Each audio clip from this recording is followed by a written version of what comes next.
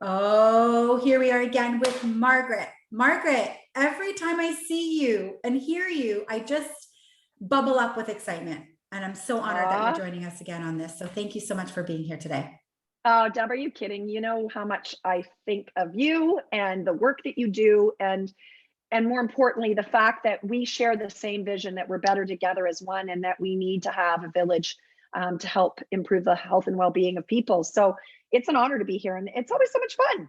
So I'm happy to be Awesome. Well, back. I feel like I have a girl crush on you because sometimes when you're talking, I just want to lean forward and just kind of listen to everything and absorb because you're such a wealth of information. And I feel really honored that I can introduce you to all of our viewers and our listeners because you do have so much information. So tell us a little bit about you. Well, I'm going to say I have a mutual crush, so that's first and foremost. So it goes both ways. So who am I? So Margaret Wallace Duffy. I'm the founder of Wallace for Wellness, an award-winning integrative health and massage therapy clinic that's been in operation for 29 years. I have a background in kinesiology from the University of Waterloo.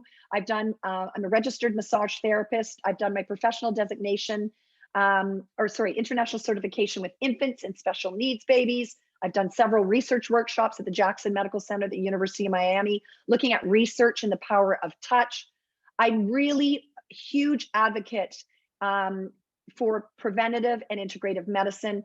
I collaborate with all kinds of healthcare professionals, even when you wouldn't think a massage therapist does. I've done research with optometrists. I don't massage eyeballs, but I have many things in my toolbox that really is meant and designed to help educate, empower, and inspire people to play an active role in their health and to do it as naturally as possible.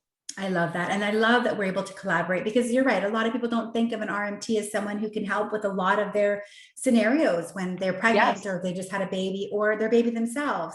So that's actually the topic of today. We're going to talk about a unique thing that I actually see a lot of families struggling with, which is plagiocephaly. And as many people would know it as flathead, and torticollis, which many parents may not even know what that is. So Right. let's share with them, let's enlighten them. So first off, plagiocephaly. Okay, so plagiocephaly or flathead is not only is it common, we've seen a 300% increase in plagiocephaly since the Back to Sleep program.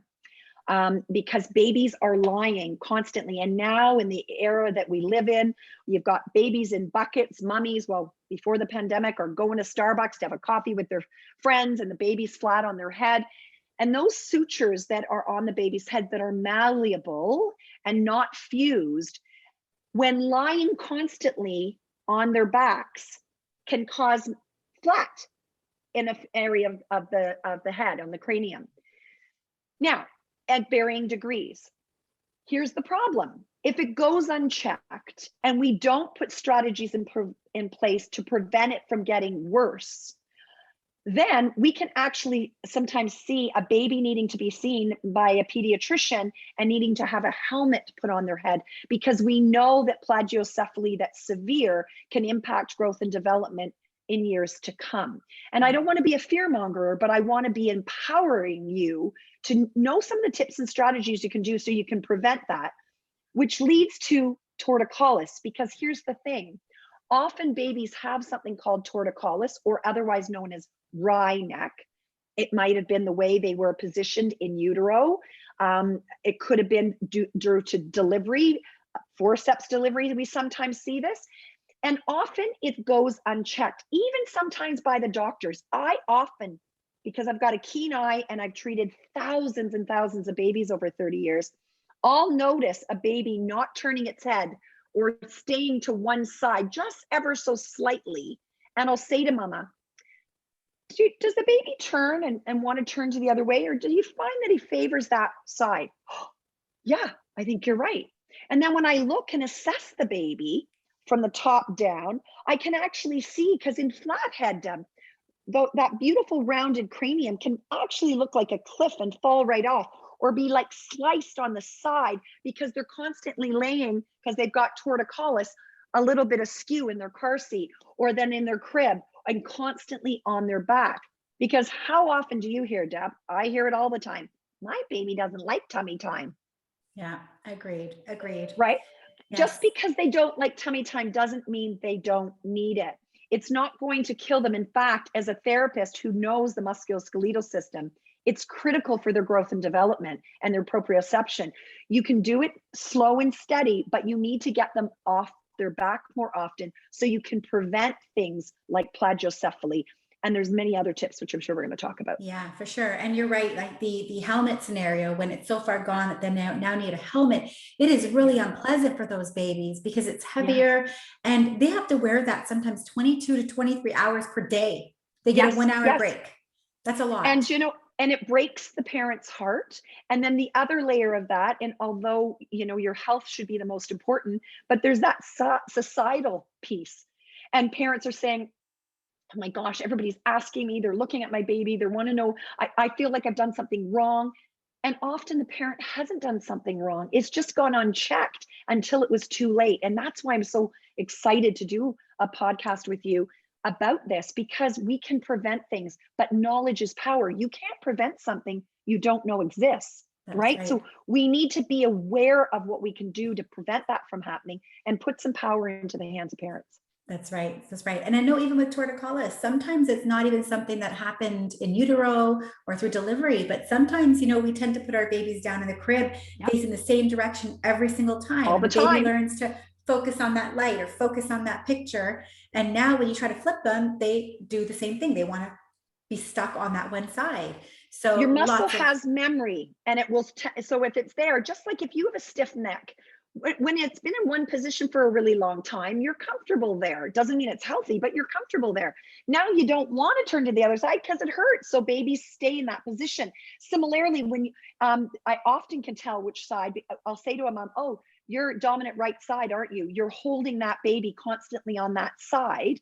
And the baby's constantly turning their head to the one side, hence causing an impact on the other. So some strategies like changing the side that you hold the baby on, making sure you do tummy time, taking them out of that bucket and car seat so that they're not in it too many hours in a day, and sitting them on your lap, using some products that I love and technology actually, that I actually happen to know the inventor of this technology.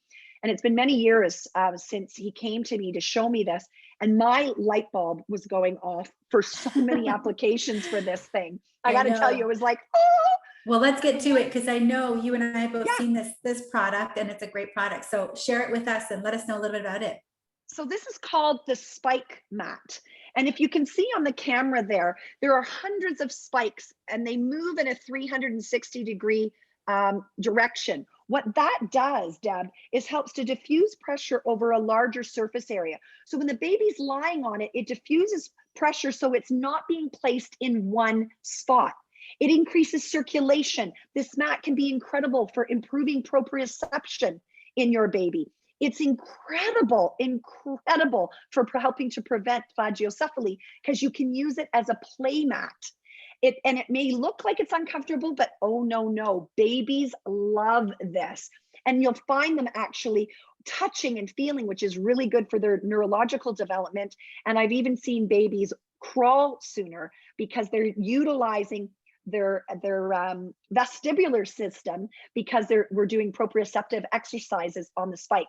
I massage all babies on spike. And what I love about this, you can order it and have it at home. And it's good for the pregnant mama and daddy too. I love it. And actually, you and I did a video a while back, and we did a bath for a little baby, and we had them laying on that and sitting on that, and they were like enthused and amazed by the texture and the feel. So it really is a great little tool to have at home for sure. Yes, or underneath a jolly jumper, or a saucer, putting it in there. It's incredible for their neurological development, but it's a great tool to help prevent plagiocephaly, which is so important. I love that. Well, so that being said, so we have the mat as one of the tools. So what other things can we do to help prevent? Well, let's talk about a couple of things to help prevent. And then I don't know if you have a couple of things, for a mom who maybe already is seeing it and now needs to do some treatments. 100%. So prevention is awareness. So hold your baby up. I should have brought my doll. Hold your baby up and look bird's eye view from above. If you start to see that because you may not even realize, put the baby on your lap and see, does the head look fairly round and fairly symmetrical? If not, that may be an indication that something might be starting to happen. Pay attention. Are they always looking to one side? And if they are, particularly in the car seat, they tend to favor, I often will roll a receiving blankets on either side to keep, because sometimes those little nestly head things aren't enough and the baby's turning their head constantly to one side. So give them some support so they're staying in neutral, which is also going to help with torticollis and tight muscles in the neck. Change positions, like you said, in the crib or when you're playing with them. Take a toy. If they tend to favor this side, we'll put the toy over here and get their attention so that they're going to look over this way. So they're not going to seize up and not be able to turn. So those are some preventative tools. Amazing. Now, if you do have a baby with torticollis or starting a plagiocephaly, seeing a professional is really important. I just worked with a baby that I'm proud to say we prevented him from having to be in a helmet because I educated mommy. He came for regular treatments. I showed mommy how to do some stretches of the neck. I supported her in making sure she was getting lots of tummy time and strategies to do tummy time successfully so they get off the back of the head and to help strengthen the neck. And then there's other things as a professional we can be doing in clinic that you might want to seek out a massage therapist. Make sure though you do your due diligence in finding a massage therapist or a physio that is trained with babies, make sure you interview them. Don't just go to anybody. Do your due diligence and make sure you're choosing a therapist who's not only comfortable with babies, is competent with babies, and you can entrust the care of your baby in their hands. I love that. Now, Margaret, I'm going to put you on the hot seat because I might know a lot about you, but I don't know everything about you. And I love personal connection. So can you share with everybody something unique about you? Something that we might not all know? You know what? The passion that I have for preventative and integrative medicine wasn't just picked out of the air. We often judge a book by its cover and we assume certain things about people. A lot of people don't realize that I personally have had 10 surgeries, 4 bowel obstructions, a lung collapse, a fecal transplant. Yep, I had a poop transplant just like on Grey's Anatomy because I almost died from a hospital-borne infection and my 12-year-old son became my poop donor. And I've now become an integral part of the research on poop pills and restoring good flora in people's guts. And I went through menopause at the age of 39, really, really young. I'm telling you this story because often people don't know where my passion comes from in having an integrative health clinic and for being a passionate advocate and educator when it comes to preventative and collaborative medicine.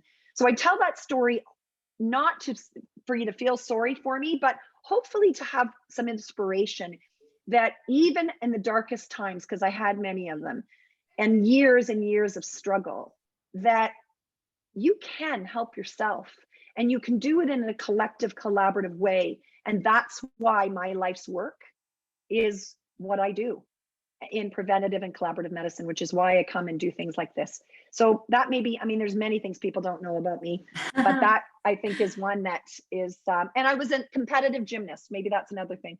I love that. Well, you're an inspiration. I love the more professionals in this space that I talk to, the more experts, I realize that many of us are doing the work we do because of what we went through. And I think that's really important for the parents out there to hear, is that if you're struggling, it's okay. We all struggled. We all struggled in some way as a parent. It's not, as one of our past podcasters says, it's not all rainbows and unicorns. Oh my gosh, no. But this is how we grow and learn, right? Yes. And one thing that my mother, if she listens to this, she'll want you to know, is that they call me the baby whisperer. I've filled more diapers and helped with more gas and colic than I can count. But I was the worst colicky baby on the planet. And my mom just wishes she had some of those tools for me because I was a nightmare. So it's kind of neat how it's come full circle and now I'm able to help other parents. But you're right, they're not alone and we're here to help. For sure. Well, thank you so much, Margaret. I'm going to share in the show notes how everyone can reach out to you. Thank you so much for joining today. I know we've got lots of more podcasts scheduled with you down the road. So for everyone watching and listening, make sure you keep tuning in. And Margaret, thank you so much for joining us today. Thanks for having me. It's an absolute pleasure.